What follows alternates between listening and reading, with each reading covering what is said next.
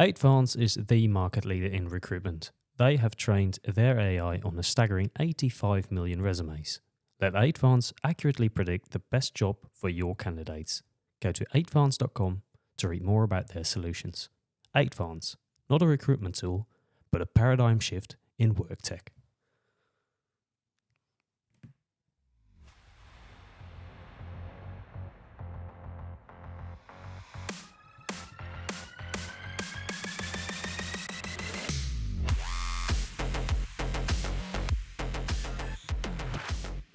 Yes, hello, welcome back. We are on the other side, 2024. How are you? New year, new AI, new opportunities. I'm doing pretty good. Yes, yeah. Well, welcome to the 9th episode, first one of this year. And it's all about AI and recruitment, the podcast where we navigate the dynamic world of artificial intelligence in talent acquisition and recruitment. I'm Martijn Hemminga. And still is. And this is Jasper. Yeah, my name's Jasper Spanjaart. We've been doing this for 9 episodes now. Still not entirely sick of each other, so that's a good sign. It's happy to be back in the studio. The December period was a time of Netflix and COVID for me, or COVID or whatever it was. So not a lot of AI for me, but a lot of Netflix, Die Hard, Love Actually, all the good Christmas stuff. Binge watching The Rookie on Netflix. Really good series, by the way. Yeah. That's if non-AI, this is absolutely people will tune in and think AI and recruitment, they're talking about Netflix. Yes, that's what we do on this. But it's been good to relax and get away from it all. How has your Christmas period been? Yeah, it went very quick. Yeah, Yes, a lot always of goes by. family food, ice skating with my daughter. Oh, ice skating. Ice skating. Did you fall? No. Interesting. Yes, but it was with a lot of kids, so you don't. It was not possible to fall. you would have taken It was out too all the crowded. kids. Yeah, it was too crowded to fall. And also we went to Dino World, so that's really Where's nice. that? So it was here in Utrecht in Netherlands. Ah. It's a temporary exhibition. Dino it was World. really moving. So moving heads. It was really great. So But I thought, okay, well, it's nice, but I really liked it. But here's a big question. And also a lot of kids. Was there any AI in the exposition? No, robots. It was Well- all robotic. Yeah, was it though? Yeah, stupid robots doing 1,000 times the same thing. Oh, is it not even machine learning what the audience likes best? No. No, it was good to get away from AI because Yes. 2023 was quite the year, wasn't it? The year we started our podcast. So Yeah, it was a great year. A lot of things happened. And what will happen this year? So that's also it's a little bit prediction for seeing what we think this year. yeah, that's what we'll try to do this episode. Yeah. Look back for a little bit on 2023 and look forward to 2024 and the future because as the audience will know, the world of AI never stands still. So there's always loads happening and we'll try to sort of summarize what we think might happen this year or next year. It's a lot to go over, so stay tuned for that. Yeah. So I think it was the best year of our podcast last year. In terms of people listening to it, or No, it was also the first year. So so it's it was always automatically the best year. It's Yeah, also no. the worst year. Yeah. But No. looking back, I think, what was your highlight? My highlights probably we held the recruitment tech event in November, and Martijn was one of the keynote speakers there, and I just love listening to the guy. Yeah. We were able to speak to him afterwards for a podcast episode. I believe it was the 7th episode that we recorded. And he's just so insightful. He's so knowledgeable about all things AI. And you really, you see the difference between him and people proclaiming to be AI experts. As we've said multiple times on this podcast, we're not AI experts. We're merely two guys trying to figure it all out and learning along the way and trying to include our audience in that journey.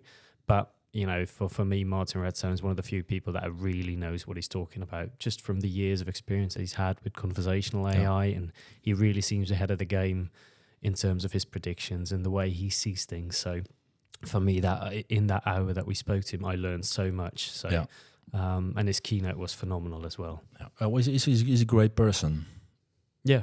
No, he just is. being himself, not shouting and saying he knows everything. And I vividly remember one of the things that he said that's really stands out is that he's saying, like, the way companies approach AI now and recruiters have to approach AI, it's so easy to get sort of swept up in everything and to not see what's happening because there's all these trends and people shouting in their faces basically to, this is what you need to know, this is what you need to do. And he sort of stands out in saying, oh no, calm down, look at your internal processes, see what you can do better perhaps, and then see where there's an opening for AI, rather than the other way around and saying, no, we need AI in our recruitment process. No, but why? What is the thing that you're trying to solve here? So he's sort of a calm voice in the sea of all these people shouting about this subject. Yeah, what I also liked about the recording we did was when we made a comparison with the marathon. So how many kilometers did we already run? And then he said we didn't finish the first kilometer with AI. So okay, that sort of makes you think, because you get to the obviously the Gartner hype cycle in the peak of inflated expectation. You think, okay, where is this thing going to go? And sure, it could die down in a couple of years, and we may not be talking about AI as much. No. But there's a flip side to that, and the flip side is we're really just at the starting point. And this thing could go ways that we can't even imagine now. Yeah. And if you compare it to, obviously the comparison has been made to the inception of the internet and everything that's happened since. So, who knows where this thing is headed. But maybe it was the same when they invented the wheel some times ago. Could be. Everybody was talking about the wheel. See, they founded the wheel. So everybody was talking about the wheel. But then for 20 years, or 100 years, people tried to reinvent it. There are wheels everywhere around us, so nobody's talking about it. So I think that will also be with AI. No, and obviously it's made its breakthrough in terms of it being a subject that people want to talk about. There's a reason we started this podcast. We didn't start this podcast because there wasn't anyone interested in this subject. No. There's loads of interest in this subject currently. But it could very well be that in 10 years' time, we'll think to ourselves, was that really what we were talking about? It's just a helpful tool, but what's all the fuss about? Yeah. Well, there is a lot of fuss, a lot of information. So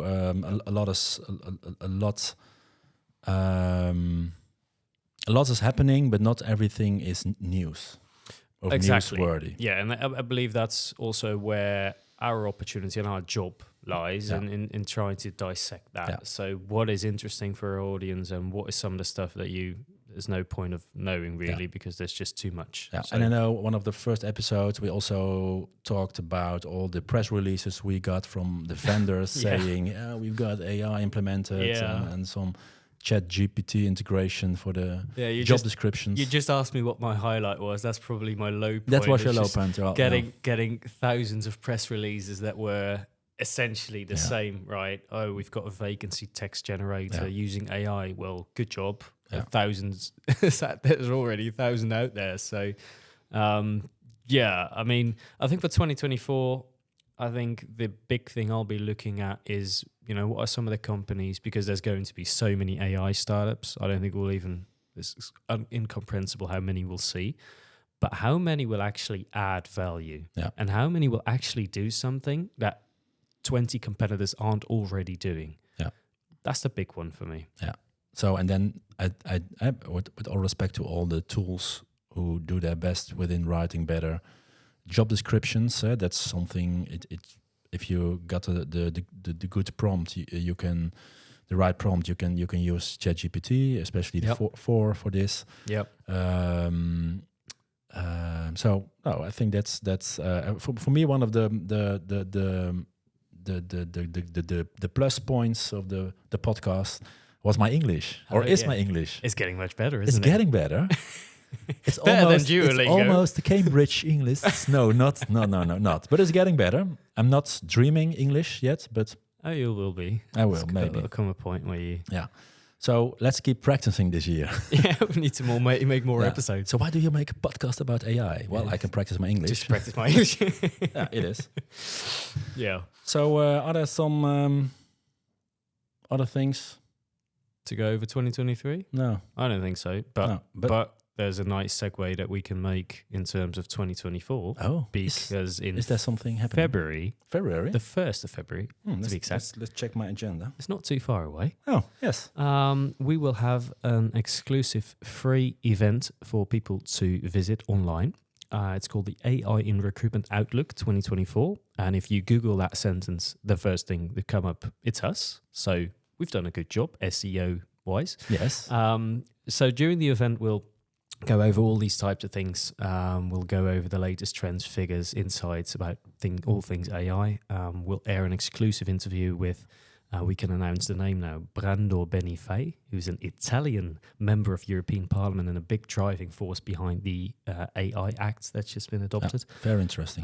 So that is a very interesting thing. We'll also have the aforementioned Martin Redstone that we're both a big fan of, and George Larocque, who will provide some insights into the figures of 2023 in terms of investments. Yeah. So with WorkTech, he's done a phenomenal job of tracking investments and seeing, really dissecting the trends. And he's just another really interesting figure to listen to.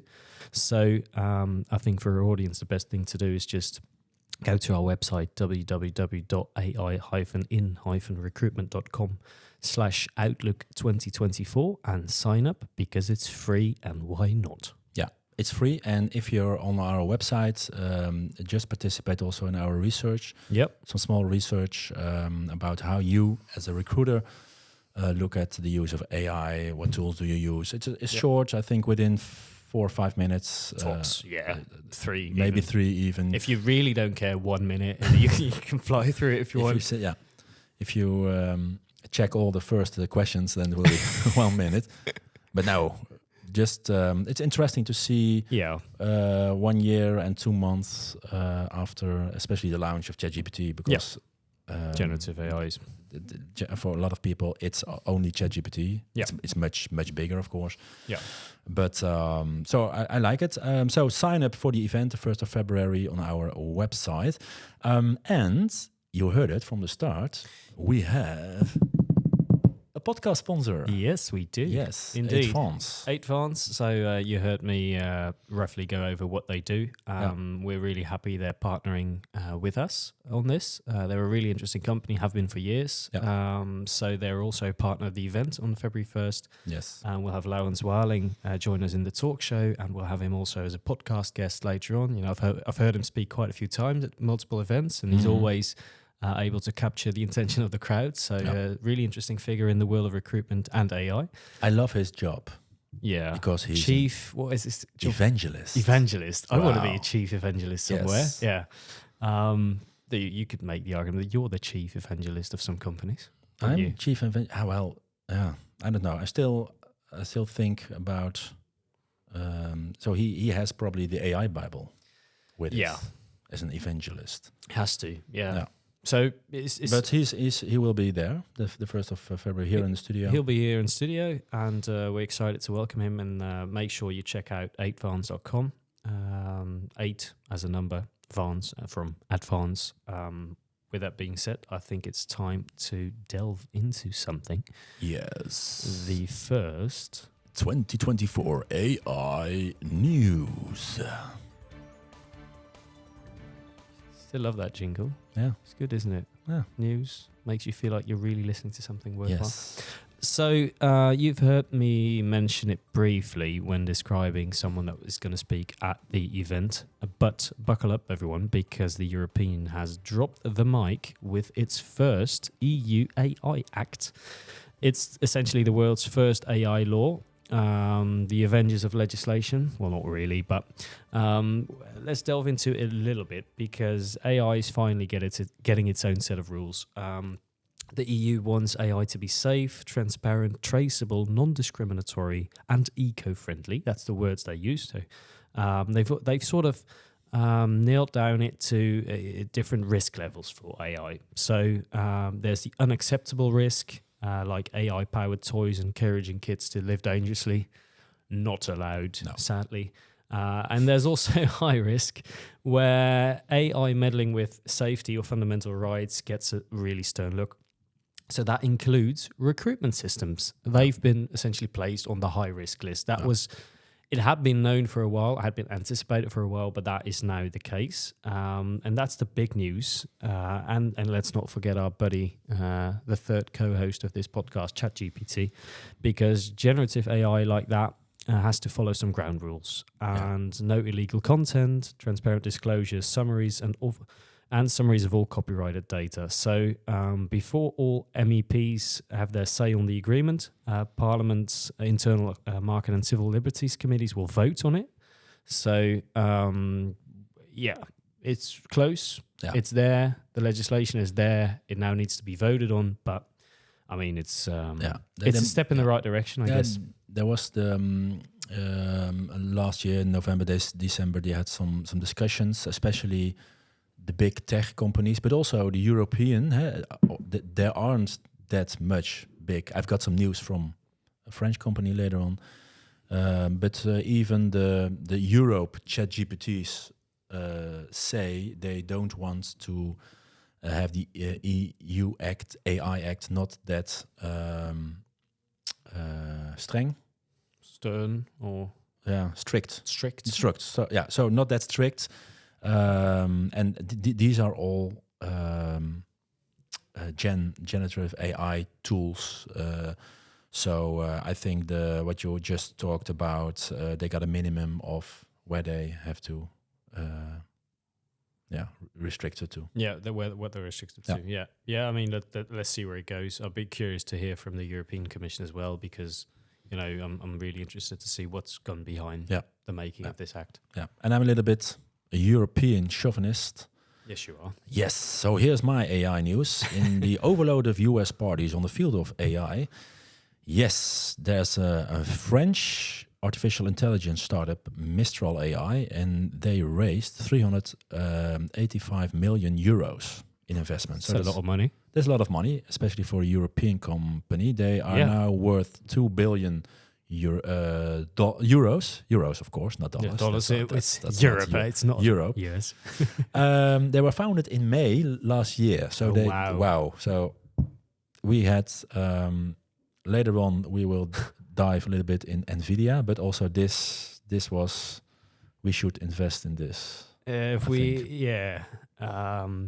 were founded in May. Yeah. So they're 7 months old, and they already raised over 100 million euros a month later. So do you know what they do? And they have 22 employees. So what are they doing with the money? Having parties or? 22 employees. Yeah. They hire a lot of staff, or do they use it? Or why do you use to pay the? Why do you need 385 million? Yeah. I think maybe they buy some. That's interesting to find out. Something for the next episode, because I've never heard of them. Their name sounds like a mistrial, so that's a bad connotation to have. And it's already worth 2 billion. Yeah. Okay. The 3 French founders, they all worked at big companies, Facebook, including Meta. That helps. So they got a lot of experience with those type of companies, and some big software companies are investing in it. For example, Salesforce. So it is an American company after all, then, because the money's American. Yeah, it is. What do you think we are talking in? This probably made in China, and then from American company. I do know one thing. It's Europe. not European. It's not. No, I European. believe they're Australian. Rhoda. Oh, Australian. Yeah, Australian. So other end of the world. So they made it in Asia and then sent it to Europe. And there's also there's not the biggest European. If you look to the funding, it's the German AI company Aleph Alpha. Yeah, they raised more money in Europe in late November, $500 million in investment. So we are not. The only thing is, and that's something I read. Maybe we said it also some podcasts ago. Only 5% of all the AI investments go to European companies. So staggering. That is mental when you think of it. That's. So how much of it is American? Do you know? Or No, I think they will be number one, but also a lot of money in Asia, especially China, yeah. So, That's 5%. yeah. We're really... So, Yeah. Well, 2024. we need to look ahead now. Yeah. So it'll be interesting to see what year it'll be. I found a pretty optimistic outlook on global hiring as a whole, because it's interesting to see, you know, we're talking about AI a lot, but zooming out, you know, as a bigger picture, you know, global hiring trends, what will they be? I found a pretty neat prediction from over on Forbes from Luciana Police. She's a career coach. And she essentially says that, you know, despite some global shenanigans economically, the mood is pretty upbeat among hiring leaders. So she cited Google research saying 39% of hiring leaders are ready to splash the cash on hiring. In the US, for example, 70% of job seekers are feeling confident about landing new gigs. So there's some optimism coming out of labor markets, which is not something that's been the case in the past few years. Yep. You know, one of the trends that she also named is online recruiting taking a big center stage. So 58% of hiring decision makers are turning to, you know, big recruitment sites to find talent, no longer relying on their own career site. You know, why would you need a career page when you can swipe right for a new job on a recruitment app, essentially? Well, that's if you're aiming at actively seeking people, of course. And passive job seekers, whole different story. Yes. Well, I think if you look at how big LinkedIn is, especially for the white collar people, it's what I see. A lot of recruiters are dependent on this. If LinkedIn dependent. will be for 48 hours shut down because of They a can't big do hack their or whatever, jobs. they can't do their jobs. It's interesting though, because, you know, as a freelance, I've always learned to not rely on just one company for my source of income. Also because I'm not allowed to, but also because I need to spread my chances. Yeah. It's interesting that recruiters, they don't really have a plan B, do they? No, but it's not only, it's also, we use a lot of WhatsApp, for example. So what I see is we've got Indeed very big in Europe, the rest of the world also. Everywhere. You've got LinkedIn, you've got the communication via WhatsApp. We're using Microsoft and Copilot, and it's all US software. So when there will be a next president, and who knows what will happen? And we will have to all the software that we use in Europe. Yeah. They say there are some problems with what we want and what they want. I mean, we've had it with the GDPR, where some of the American news sites, the minute that happened, US sites went, okay, but then you can't read us. Yeah. So it's an interesting world to think of, because we rely so heavily on all these American companies. They earn a lot of money here, so I don't think... No, sure, but I mean, I remember that the first week, the New York Times... I wasn't able to read the New York Times because of GDPR regulation, and they obviously after a week or so it broke through and we could read it again. But what if that week, you know, a week without Indeed, LinkedIn, Microsoft? Interesting to see what happens. So I hope that companies like Aleph Alpha and Mistral AI, but then they use maybe. They are sponsored. They are funded by American companies. So we have to deal with each other. We have to work together. Oh, that's a great. That's world peace. And world peace and work together. American domination. Yes. Yeah. No. Work together. Work together. Yeah. And the last bit that she pointed out, this will come as a bit of a shock to our listeners. So the last real global hiring trend, AI. Oh. Yeah. Interesting. Okay. I didn't really think about it. Yeah. So she says the quality of job seekers' experience on these platforms plays a significant role in their job search journey, and AI is helping drive this effort. So she points at predictive analytics and chatbots as the two main pillars of what AI can do for the recruiting process. Obviously, we've gone over that, but just briefly, machine learning models can predict candidate success by analyzing historical data.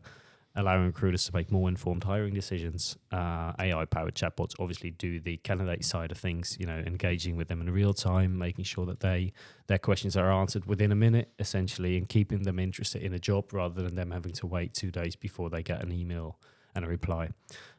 So it all sounds as a no-brainer, but it's quite simple. I think initial screening, that makes a lot of sense because, you're spending a lot of time communicating with candidates and not really adding too much value to the process.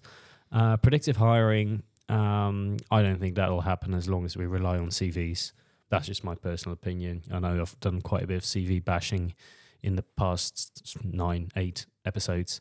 But, as long as you're basing your hiring decision on a CV, and you don't base them on metrics that actually matter and they can actually predict success in a job. So if you use all these nice analytics tools and you use nice assessments tools, sure, you can predict something. But if you think you can just take a bit of AI and you can throw that on a resume and that'll predict success in any way, you're not going to be predictive about anything. We are here and a few of points of is the employer, but also the candidates are using AI to make their resume. So and to write cover letters. It's AI hiring AI. So AI hiring AI and AI selecting AI. And so, but if it's help to not to make things up, but to make your profile better. So help AI present yourself better, because I've seen a lot of resumes awfully not readable with mistakes, etc. And it's of course, if you're a writer, it's nice to write a good English or Dutch or whatever.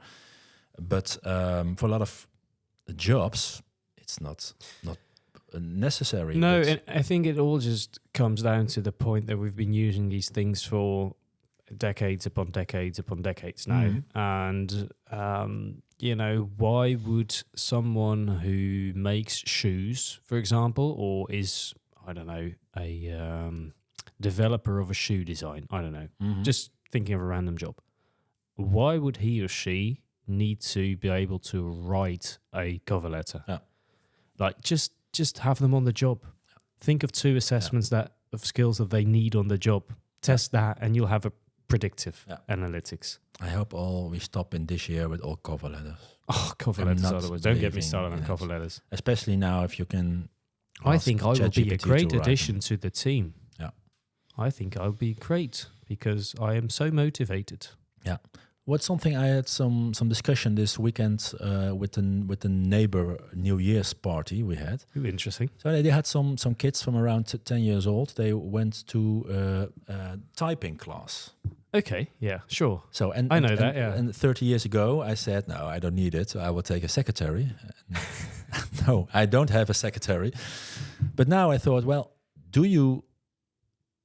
I've got a daughter from 7, so and I think I've learned a little bit myself with 6 fingers, I think, but I can't type blind. I can. Yeah, I didn't. I wasn't taught. I just learned naturally. Naturally. Yeah. Okay, great. But if is it necessary if in 10 years because AI will just fix all the mistakes, or no, not the mistakes, but also write what you can all the Copilot thing from Microsoft, for example. If it's in your speech your to text daily work, speech to text, but also if you say this is my problem, write a letter to the shop with my problem. Where does it end?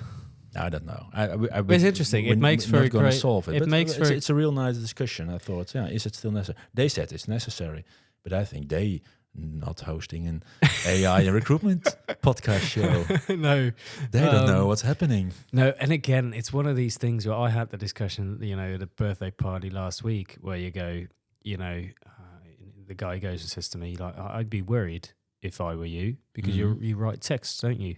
And I'm like, yeah, I do. But I also do interviews and do everything beforehand to make sure that a text is produced. And do I use AI to make sure that text is being generated, or to fix my spelling mistakes? Sure. Yeah. but I don't feel like AI is just going to randomly replace me. Yeah. And it's a thing that has been said in 1,000 keynotes about every different sector in the world. You know, is AI going to replace humans? No. But is AI going to replace humans that don't use AI? Yes. Yes, there's a chance at least. But there'll be, you know, it's about adopting it and seeing, even the typing class, they will have to find a way to use it. Yeah. Just use it. Yeah. Let's. I think it's a nice bridge if we're talking about AI. Let's make some predictions for this year. Yeah. So we search the web, of course, and we don't. It finds us. Yeah, the trends So find that's us. also AI. Yeah. If we're scrolling our timeline, Our within algorithms. LinkedIn, That's algorithms. another where I would say, looking back on 2023, a low point. My algorithms just completely changed. Yeah. I'm getting so much AI news about just random Don't AI. mention the word because They'll find you. did you ask for AI? Yeah, exactly. Yeah. It is. We're saying too much the AI word. Yeah, The A word. Yeah, it is. So we saw some trends, some predictions. Yep. Well, if you look at Google Bard in 2023, I can say a little bit. Yeah, they didn't. No, They missed a boat they were a little completely. bit a loser. They had the same tech probably available at the same point of time, and they just messed it up completely. So they had been knocked out in the ring by OpenAI. Yeah, but they'll come they back. will return. You think so? They will return. Yeah, they are massive. They are big. Yeah, I think it's good to have more big companies. You're not if the whole world is dependent on OpenAI and Microsoft. Oh, that's also scary. Yeah, no, it is scary. We need multiple providers. Yeah. We need European companies in there Also. as well. So the more the merrier. Yeah. So can I see think that. they are still big in everything. So Google Bard will come back, not defeating OpenAI. They won't defeat them, but it'll come back. So they will not come a back. first round knockout, No, but but they maybe will come back. third round. Yeah. TKO. Yeah. Some things, and now we are. It's a little bit hypey. How you say that? It's a hype. Oh, new tools, nice tools. I'm a little bit from all tools, buying some small tools. So Martijn, be honest. know. How many tools I have you bought- bought over the past I 3 bought years? already this year a new AI tool. It's the AppSumo. So if people not knowing this, AppSumo, it's lifetime deals, LTDs. So it are all startups. So within 2 years, your money can go away. But we're still using a lot of them. So it's a little bit investing. So you pay only once for a startup or grown-up company. So it makes you still have to think right and do a lot of things, but it makes your work. I'm just nice. I'm just glad you're pumping money Yeah. into this because But what's very important, I'm now more looking, and that would be for all the use of AI this year, is about productivity. So does it help us really? So it's nice to have a new tool. So yes, I have a new tool. Yeah. No, I've got a new tool, and it helps me to do my work better, faster. So, and I think, and I read some article about legal companies with internal chatbots, which saves them 40 to 45 in analyzing and administration. Not in the makes sense. Yeah. everything they do, but in some small parts, analyzing 40,000 pages of an. Sure. That kind of things. Yeah. It saves 40, 45. So I also saw on LinkedIn people who used AI to analyze their recruitment in 2023. Yeah. So that would be very very interesting. Not looking at the tool as a tool, but also how does it help me with productivity and measure those things. So You the have to measure KPI it. Yeah. will be productivity. Yeah. That makes sense. Yeah. In a year, we've got the elections in the US. Very But I much have to looking mention the forward to that. fake news, disinformation thing, but also within our job in recruitment. Yeah, absolutely. There will be more fake news, fake information, fake resumes, fake jobs. fake jobs, and and there will be AI to make it more faker, and also AI to to check if it's fake or not. Yeah, it so goes it will both be ways. it will be yeah. a battle. It will be a battle both ways. Yeah. What's interesting, there was a Dutch startup. They had some press release the 3rd of January this year, when they say, yes, we've got, it's a staffing company for robots, and not physical robots, but robotic process automation. So what they do is they scrape things, and it's you can hire that company, so you don't have to buy the software yourself or code yourself. You just hire the company to do the some parts of a bigger process. So robotic process automation. We did an interview with 3D AI some years ago. Yeah. They were founded in 2020, and this company AMaze, AI Maze, AMaze, they just founded a Dutch company. And I saw it, and of course it was a very press release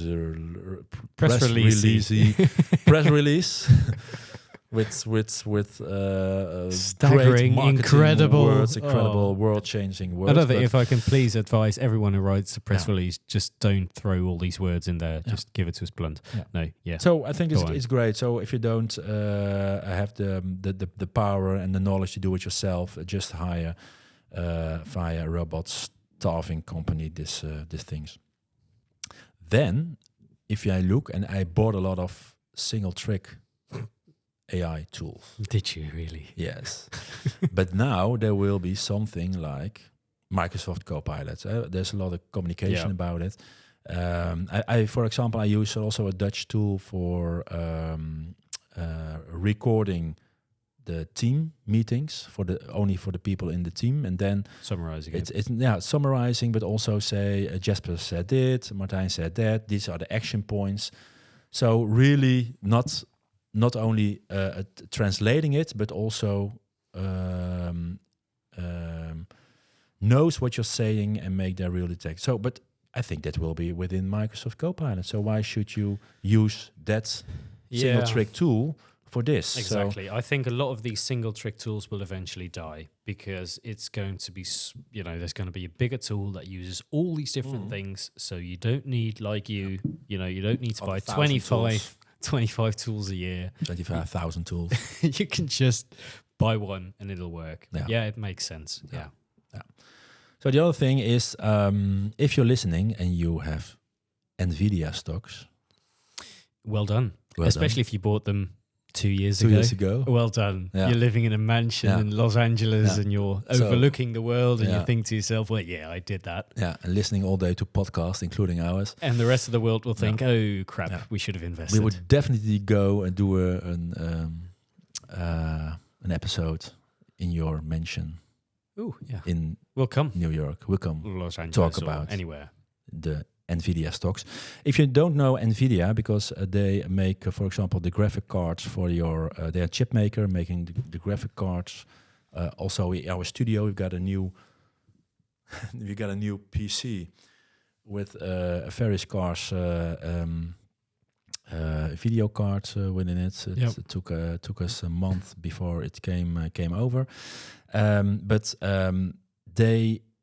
I think they will become the biggest company in the world. So they're now the number 5 or 6 in if you look at their stock price and their worth on the stock exchange. But yeah, I mean, they've grown so much as a company, and it's one of those silent companies, right? You think you use a Dell laptop or you use a laptop and it's got an Nvidia chip. So anything that you buy, there's stuff in there that you may not realize is in there because you think you've just bought a brand.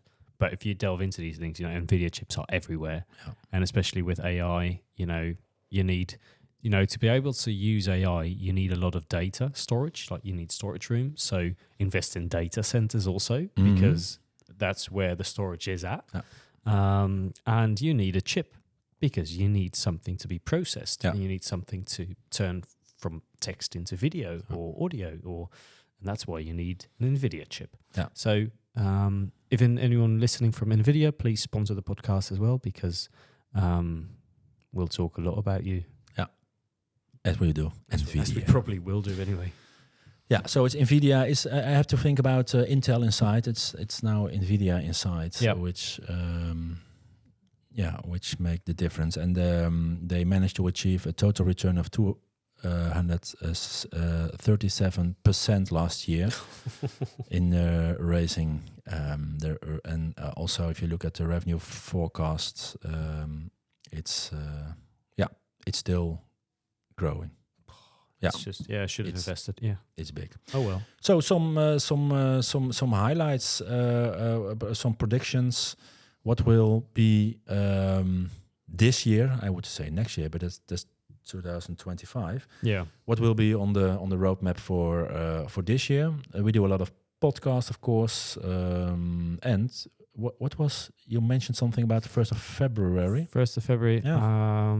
Paul, was it already? Was it again? I believe there's an event called the AI and Recruitment Outlook 2024. Yeah.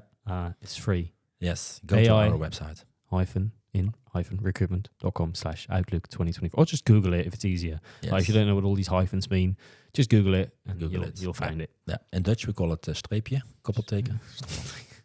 It's not so, Dutch. Hey, I hear something. Again. But what is it? Yeah.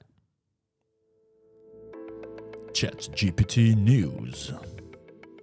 The last episode was basically 100% about ChatGPT news, but it's 2024, so we didn't speak a lot about ChatGPT.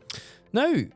This year. This episode. No, but that'll probably change because the world of ChatGPT never stands still, even though OpenAI, it was interesting, our last episode, delving into the Sam Altman saga. No, but the big thing that will happen probably this week, OpenAI will launch an app store for all its custom versions of ChatGPT. Yeah. So that would allow the GPTs that developers have created within the base version of ChatGPT to be hosted. And it will be in a store similar to Google Play or the Apple Store, the App Store, but specifically for chatbots that can carry out custom tasks. So I already heard quite a few people in my network say, yeah, I created a GPT as well. Did you create one? I was like, should I have done? I can't imagine just the amount of people that will create their own GPT for a specific task. But yeah, we'll probably come across quite a few recruitment GPTs. Yes, I tried something out and I want to only add my own data, and then there's a lot of other work. So, but I really like it because we got a lot of data, a lot of content we made. Yeah. So it would be nice. It's not. I think using it to search the web, using data from anyone else isn't that special. I think it's great to have, for example, all our podcast data more searchable or transcribed so it helps you to find some answers. Sure, we'll end up using a couple because why not? So using real data. So and what I also read about the store is probably a lot of those will be for free. Yeah, a lot of them will be free, but they'll probably work on subscription models. Okay. So you'll probably get the first 10 prompts free, for example, and then you'll have to take out a subscription model similar to ChatGPT. Makes sense if you want to earn some money with and you're good with that. Why not? Why not? Yeah. So I've got also some ChatGPT news, but it's more Sam Altman news because a former Apple designer Jony Ive and Sam Altman of OpenAI are enlisting an Apple veteran to work on a new artificial intelligence hardware project. Interesting. Yeah. So it would involve something for a home device, but it's not clear what it will be exactly, and it will be in the concept phase. So I don't think this Christmas, 2024, there will be something in the beneath the tree, the Christmas tree. So I'm curious. I don't know. It's maybe something like the Humane AI pin. That was also from former Apple employees. We talked about it a little bit. So I'm very curious. So it's a pin you can click here with a camera on it and a mic, and it's not using your phone. It's something. And it also that's really great. It has something, a small beamer in it, so it can project the content on your hand, for example, or on the wall, or Interesting. interesting. I mean, at least if it's Apple, you'll know the design will be good. Yeah. It's a former Apple. Yeah. And at this moment, I think today started the CES in the US. Oh yeah. I think it's in Las Vegas. Big consumer electronic show. That's also CES stands for. So I'm very curious. A lot of AI, of course, but not the software only, but also some hardware. So very curious. Interesting to see how that develops into hardware. Yeah. So, even in 5 years' time, you may have a phone that will an AI phone. I don't know, that will think is ridiculous that we think back that it didn't exist, but it did exist. Yeah. So. Yeah. And one of the things, the cameras we use here in our studio, they got some new versions. It's PTC optics. They are also on the CES, I know. So the new version, they also got tracking. And in the past, you had to wear something so they know where you are. Yeah. And now they can track you automatically. So. Though that's not necessary here because we are sitting at a still. desk, so we're not moving, so that's not a problem. But if you're so it would interesting for sports, it's very difficult because a lot of people on the sport fields, for example. So there are some. So I like that stuff, and our IT man is flying tomorrow to the CES to Las Vegas, Las Vegas, also for a road trip afterwards, Route 66. Going into a casino and never coming back. He didn't mention the casino, but he didn't mention also the wedding he will do. But so I'm really looking to it. And what's special, the Ivy was the chief designer of the iMac, iPhone, and iPad for many years. So see, design will be good. Design will be good. Probably, but that's something. Will Apple be visible in 2024 on the AI spot? They have to be. Yeah. They're probably the only company that hasn't so far. Nothing really. Nothing. They have to. Yeah. Or not. Or not. Be interesting. It's also choice. Yeah. So I think, and they've got their goggles, the new Apple. They are very expensive ones, but they look terrible. They look a bit. It would be amazing. I heard some people talking about it and saw some footage about it. It's great, and of course there will be AI in it, but they not mention it maybe. Yeah, it's interesting. They're probably the only one that hasn't really done that. So it'd be interesting to see what they do in 24. And before we pitch our event one last time, I wanted to share a report I recently came across. It's called "The Thousands of AI Authors on the Future of AI." Which is quite interesting. It's very, very lengthy, so don't read it all at once. But the research has found that within the next decade, AI programs will have a 50% or greater chance of completing the vast majority of sample tasks listed. So from writing songs to, that perfectly resemble a Taylor Swift song, or coding like a payment processor from scratch, or installing, wiring into a new home, which is physical, which is interesting. Mm-hmm. And they these tasks were used as a metric in the survey to determine if the tested AI is more intelligent than the average human. So the researchers predicted that AI has a 50% chance of outperforming humans on all 39 tasks that they accumulated in the report by 2047. So I can't wait for AI to outperform me on this podcast. Yes. So what year? It's now 2024. Yes. So for 23 years we have to do this podcast before we have the result. Oh my God. Yeah. Well, I mean, I'm still young. You're getting older. I'm getting older. You're getting there, but you'll be the veteran on the podcast. So welcome to the third episode of... No, the third, no, 3000th the 3025th. What am I doing here? This is called AI in Dementia podcast. Yeah. No, so before you say something about the event, the 1st of February, let's mention also the research we do for it. the survey? Yeah, the survey. So again, it's available on our website, or you just Google European AI in Recruitment Survey. Yeah. But essentially, again, it's just a nice little way for us to describe what's going on within the world of AI in recruitment. So it'll take you a few minutes, answer a few questions. What do you use in terms of AI systems? Where do you see it headed? What is your personal viewpoint of it? It'll give us a really neat base for the survey, and we'll share those results in the AI in Recruitment Outlook event on the 1st of February. Yes. So that's good. What's the event about? God, AI in recruitment. And we call it an outlook. So I imagine we look forward to what's happening. Trends, what's happening in 2024. We got great guests. Yeah, we do. In the studio, some remote. We also do some recordings in advance. Yeah, obviously some of the people are based in the US, so it wouldn't be fair to them to ask them to wake up at 2:00 and sign in. And but no, it'll be a really interesting event. We've got I think hundreds of people have signed up already for the event, so make sure you don't miss out because it's free. It's it's a great way to get the AI year started. I know January is a month that people sort of have some catching up to do. So from February onwards, really delve into all the information that's out there. And I think in an hour and a half, we'll really provide you with some insights that you'll take away and use for the remainder of the year. Yeah. And the next episode will be maybe already the end of January, because 16th or the 17th of January, we will do an interview on a location with Geert-Jan Waasdorp. He's the founder of talent intelligence company Intelligence Group.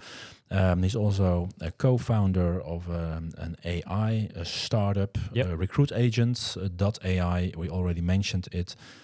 So we talk about AI with him, for example. I know he's quite an opinionated figure, so I'm sure that'll be a really interesting conversation to do. We'll probably end up releasing that towards the end of the month. So 2-for-1 special. You start the year with 2 podcasts in a month. So it'll be interesting to talk to him. It is, and before we do the closing, also thanks to the sponsor 8Fonts. So can you tell us, what do they do? 8Fonts. So if you sort of somehow missed the first 20 seconds of this podcast, 8Fonts is the market leader in recruitment. They have trained their AI on a staggering 85 million resumes. Let 8Fonts accurately predict the best job for your candidates. Go to 8fonts.com to read more about their solutions. 8Fonts, not a recruitment tool, but a paradigm shift in work tech.